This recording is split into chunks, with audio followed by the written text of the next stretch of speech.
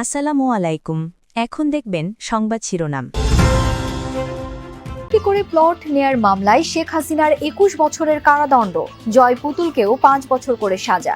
এভাবে জমি নেয়া, ধন সম্পদের প্রতি সাবেক প্রধানমন্ত্রীর হয়ে আধিপত্য বিস্তার নিয়ে দুপক্ষের সংঘর্ষ, বাড়িঘর ভাঙচুর, গাজীপুরে পরীক্ষার হলে বসা নিয়ে ছুরিকাঘাতে আহত, নির্বাচনী আমেজ, মনোনীত প্রার্থীদের ব্যানার ফেস্টুনে ছেয়ে গেছে শার্শা উপজেলা। এলাকার উন্নয়নকে শরীয়তপুরে সড়ক সম্প্রসারণ প্রকল্পের জমি অধিগ্রহণ নিয়ে জটিলতা, অবৈধ স্থাপনার বিপরীতে ক্ষতিপূরণ না দেওয়ার তাগিদ। এতক্ষণ দেখছিলেন সংবাদ শিরোনাম, এখন দেখবেন বিস্তারিত।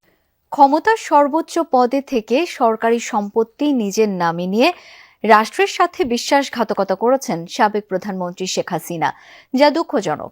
প্লট দুর্নীতির মামলার রায়ের পর্যবেক্ষণে একথা বলেন আদালত বলেন, ক্ষমতার অপব্যবহার করে জালিয়াতির মাধ্যমে এই ৩ প্লট বরাদ্দ নিয়েছিলেন তারা, যা বরাদ্দ পাওয়ার কথা ছিল জনসাধারণের।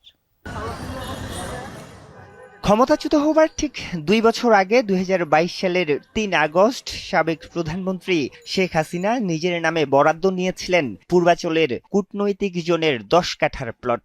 ২৮ দিনের মাথায় একই জোনে প্লট বরাদ্দ পান তার ছেলে সজীব ওয়াজেদ জয়। তিনি তখন মা শেখ হাসিনার আইসিটি বিষয়ক উপদেষ্টা। আর সাইমা ওয়াজেদ পুতুল প্লট পান জয়ের আরও ১১ দিন পরে। ক্ষমতার সর্বোচ্চ পদে থেকে অনিয়মের মাধ্যমে এসব প্লট বরাদ্দ নেয়ার ৩ মামলায় শেখ হাসিনা, জয় এবং পুতুলের বিভিন্ন মেয়াদে সাজার রায় দেন ঢাকার বিশেষ জজ আদালত। রায় ঘোষণার সময় প্রধানমন্ত্রীর পদে থেকে এমন জালিয়াতির ঘটনায় বিস্ময় প্রকাশ করেন বিচারক। একজন দেশের প্রধানমন্ত্রী যে তথ্য গোপন করতে পারে, মিথ্যা হলফনামা দিতে পারে, এটা তার কাছে বিশ্বাসযোগ্য হয় নাই। সে অবাক হয়ে গেছে যে একটা দেশের প্রধানমন্ত্রী কিভাবে, ৪ বারের প্রধানমন্ত্রী, উনি কিভাবে মিথ্যা হলফনামা এবং তথ্য গোপন করে জনগণের সম্পদ উনি মিথ্যাভাবে নিয়েছেন। রায়ের পর্যবেক্ষণে বলা হয়, সম্পত্তির প্রতি লোভ থেকেই শেখ হাসিনা ও তার পরিবারের সদস্যরা একের পর এক প্লট বরাদ্দ নেন। নিয়ম বহির্ভূতভাবে সহায়তা করেন রাজুক কর্মকর্তারা। এই যে আপনি জনসাধারণের সম্পত্তির উপর রাষ্ট্রের সর্বোচ্চ পর্যায়ের ব্যক্তি হয়েও ওনারা যে আপনার একটা গ্রিডি আয় তাকিয়ে যে আপনারা যে এটা যে আত্মসাৎ করার জন্য বা অবৈধ উপায়ে দুর্নীতির মাধ্যমে ওনারা এটা গ্রহণ করার চেষ্টা করেছেন, সেটাকে উনি অত্যন্ত আশ্চর্য হয়েছেন এবং এটাকে ডিসকারেজ করেছেন। অবৈধভাবে প্লট বরাদ্দে সহায়তার দায়ে ১ থেকে ৩ বছর করে সাজা দেয়া হয়েছে রাজুক কর্মকর্তাদের। আদালত বলেছেন, ভবিষ্যতে কোনো সরকারি কর্মকর্তা যেন এমন অন্যায় করতে না পারে, এই রায় তার বার্তা। এবং দুর্নীতি যাতে বন্ধ হয়, যে জন্য যারা দুর্নীতির খবর দিবেন আদালত বলেছে তাদেরকে পুরস্কৃত করতে, এবং এই যে রাজুকের প্লট বরাদ্দ যাতে রাষ্ট্রীয় ক্ষমতা ব্যবহার না করে কেউ না নিতে পারে, দুর্নীতি করতে না পারে, সেই জন্য সে পর্যবেক্ষণ দিয়েছে যে এটা ওপেন লটারি হবে, সেই লটারিটা, এবং সবাই যাতে দেখে। ক্ষমতাচ্যুত হওয়ার পর শেখ হাসিনার বিরুদ্ধে এটি প্রথম দুর্নীতির মামলার রায়। প্লট বরাদ্দে দুর্নীতির অভিযোগে বোন শেখ রাহেনা এবং তার পরিবারের সদস্যদের বিরুদ্ধেও ৩টি মামলার রায়ের দিন ধার্য করা হয়েছে ১ ডিসেম্বর। এই ৩ মামলাতেও আসামি শেখ হাসিনা। প্লট দুর্নীতির পৃথক ৩ মামলায় শেখ হাসিনাকে ২১ বছরের কারাদণ্ড দিয়েছেন আদালত।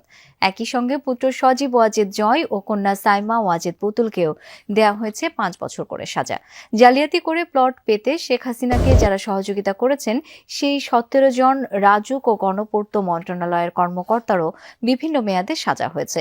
রায় ঘোষণার পর দুদক আইনজীবীরা বলেছেন, শেখ হাসিনার ২১ বছরের দণ্ডাদেশে সন্তুষ্ট নন তারা।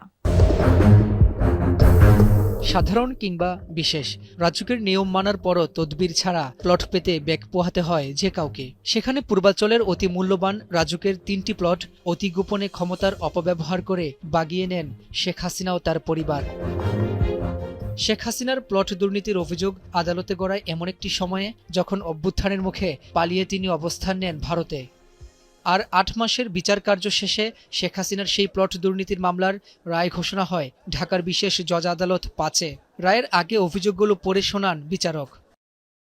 শুরুতেই শেখ হাসিনার প্লট দুর্নীতির অভিযোগ প্রমাণিত হয়েছে বলে জানান, ব্যাখ্যাও তুলে ধরা হয়। আদালত বলেন, সাধারণ কিংবা বিশেষ প্লট বরাদ্দ পেতে আবেদনকারীকে অবশ্যই আইনজীবীদের মাধ্যমে নোটারি করে হলফনামা দিতে হয়। কিন্তু সংবিধানের রক্ষক হয়েও স্বাভাবিক প্রক্রিয়ায় আবেদন করেনি শেখ হাসিনা।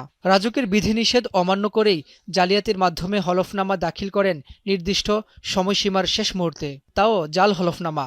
রাজুক ও গণপূর্তের কর্মকর্তারা সব জেনেও নিশ্চুপ ছিলেন বলে জানিয়েছেন আদালত। পরে দুদকের করা প্লট দুর্নীতির আলাদা ৩ মামলায় শেখ হাসিনার বিরুদ্ধে প্রতারণা ও অসৎভাবে সম্পত্তি অর্জন প্রমাণিত হয়েছে বলে জানান আদালত। সেই অভিযোগে তার ৭ বছর করে ২১ বছরের কারাদণ্ড দেন আদালত। পাশাপাশি ৩ লাখ টাকার অর্থদণ্ড করেন। 3টি মামলায় 21 জন আসামির বিভিন্ন মেয়াদে সাজা হয়েছে।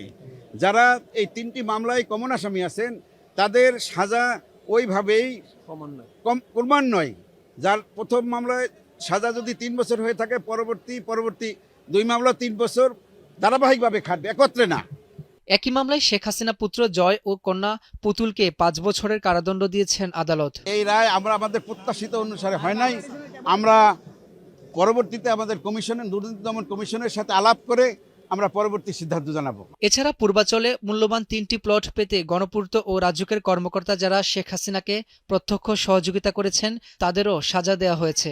সাবেক গণপূর্ত প্রতিমন্ত্রী শরীফ আহমেদ, সচিব শহীদুল্লাহ খন্দকার ও কাজী ওয়াসি উদ্দিনকে দেয়া হয়েছে 18 বছরের কারাদণ্ড।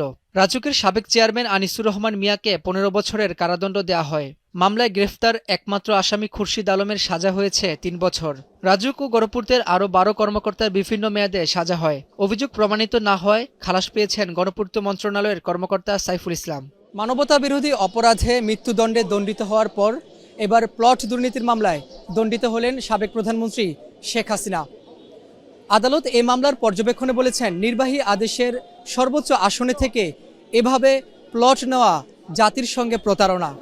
দুদক আইনজীবীরা বলছেন, শেখ হাসিনার এই দণ্ডাদেশে সন্তুষ্ট নন তারা, রায়ের বিরুদ্ধে আপিলেও যেতে পারেন। গাজীপুরের শ্রীপুরে পরীক্ষার হলে বেঞ্চে বসা নিয়ে দ্বন্দ্বের জেরে ছুরিকাঘাতে আহত হয়েছে মাদ্রাসার 5 শিক্ষার্থী। বেলা 12টার দিকে শ্রীপুরের গাড়ারন খলিলিয়া বহুমুখী ফাজিল মাদ্রাসায় এই ঘটনা ঘটে। প্রত্যক্ষদর্শীরা জানায়, মাদ্রাসায় চূড়ান্ত পর্বের পরীক্ষা চলছিল। বুধবার পরীক্ষার হলে বেঞ্চে বসা নিয়ে শিক্ষার্থী সিয়াম ও মুহিনের ঝগড়া হয়। বিষয়টি জানতে পেরে সাথে সাথেই মীমাংসা করেন শিক্ষকরা। পরবর্তীতে আজ পরীক্ষা শেষে মাদ্রাসা থেকে বের হচ্ছিল অন্য শিক্ষার্থীরা। এ সময় ছুরি নিয়ে তাদের উপর হামলা করে সিয়াম।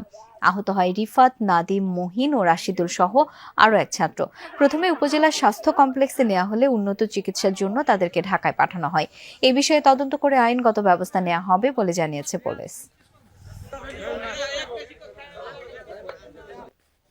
ঝিনাইদহে আধিপত্য বিস্তারকে কেন্দ্র করে দুপক্ষের সংঘর্ষে আহত হয়েছেন 10 জন।